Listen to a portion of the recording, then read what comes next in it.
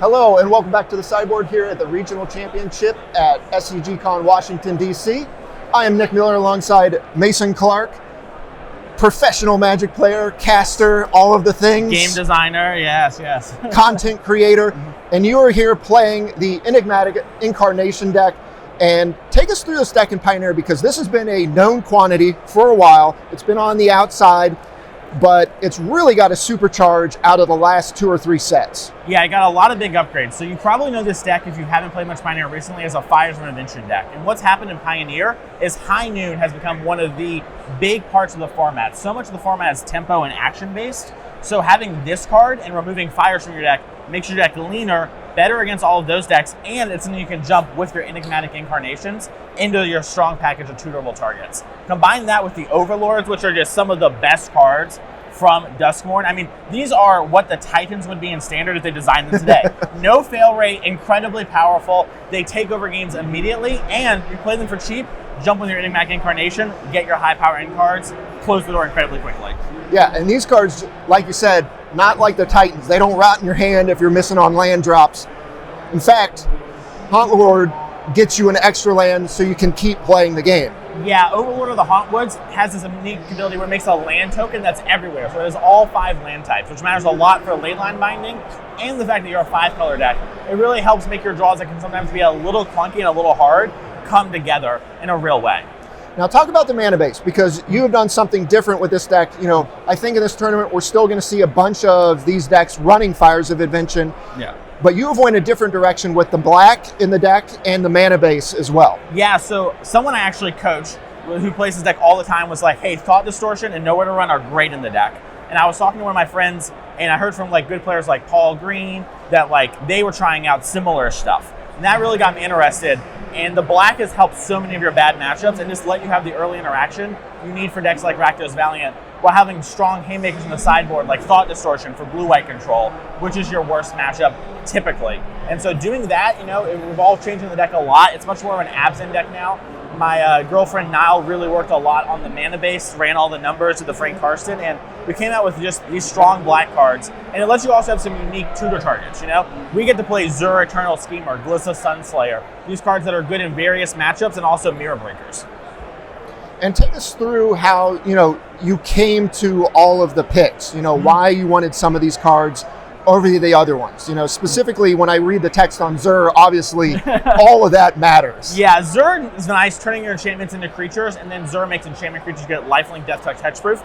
That works with your impending creatures. So with the red one, you kill anything when you attack.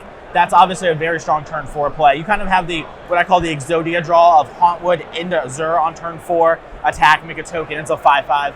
But that was a pretty easy one because I wanted something that, like, if the game went long, I could grab. You're going to see a lot of the Temur players play Oculus from Duskmourn, another cool, exciting card, but we get to have this with our mana. Glissa is sort of a card that when our deck plays, we play a little bit like a Jund deck. We go long, we exchange resources, so having something that draws cards great, but Glissa can also remove 3 counters, so if you play the impending creatures, you can get them on the battlefield as creatures so much quicker. And she destroys enchantments, Nick, and I'm hoping I have one of the best decks in the room. So it's a nice thing where it's just like the first 2 modes I want, and it's just weirdly mirror tech. And there's a bunch of random enchantments in these recent sets, like, you know, all the Rakdos decks play Fable. Yep. I just kill Fables. I kill Planeswalkers. So that's how I end up on those. Skyclave Apparition, so you get all. Renegade Rally is a good value card, and then the big cards are just big things that take over the game instantly. And how do you feel about your metagame position? Because, you know, blue-white is the most played deck here this weekend. You said that's one of your tougher matchups. Yep. But what do you think about the rest of the kind of the spread of the format? I feel pretty good. My interesting thing about me for this weekend, Nick, is I am sure this deck is a good deck. I am curious, is it a great deck? I think it kind of is. I'm going to have to see how the weekend plays out and how the metagame develops. But I feel pretty good about the rest of my matchups. You know, I have High Noon and all these kill spells for the Rakdos decks. Yep. I'm really good against the aggro piles. The control decks, you know, I have cards like Rookthar, Thought Distortion, Thought Seize, post board. I have plans for them. Same for the combo deck. So I feel like I have game versus everyone, but also my deck is so tunable that you're just going to see a billion different builds in this deck. You know, like I talked about Paul Green earlier having a build, and Jarvis Yu having a build, and Dom Harvey having a build, and there's just a billion different builds. So I think our deck is pretty good. It's really a matter of everyone kind of coming together after this event and figuring out how to make the great version. But I feel good about everything but blue-white, and honestly, post-board, I feel good in those games. I just got to steal a game one. Is there anything you think that sets your deck apart? You know, the black you made concessions to make the deck like this. Yeah. Is that what you think the difference maker in the tournament's going to be, or is there anything else going on in your build? I think that is the biggest thing, specifically having the instant speed removal spell. When you have the white as your main mana, if you have instant speed removal spells, they're all much more expensive on average. And against the Valiant decks, we play up 10 to 12 triumphs depending on your build. You're just going to have tap lands on turn 1 and often on turn 2. So it's important to have a 1-mana interaction spell, especially at instant speed where these aggro decks are playing pump spells. I want to get the classic blow them out, We've seen Tom Ross do it to people for years. It's not happening to me. I've got these instant speed spells. No one's getting me. I go to an SCG event, I'm ready for the pump spell deck. And I think that is the big difference where, cards like Get Lost, I have some on my sideboard. They're great. They're powerful cards, but they're 2 mana. And in my deck of tap lands, it's too much to ask for. All right, well, the deck looks great. I'm excited to see how this plays out. I'm excited to see how the weekend plays out. It's been a few years since I've been here. It's good to see you. It's good to see a sweet deck.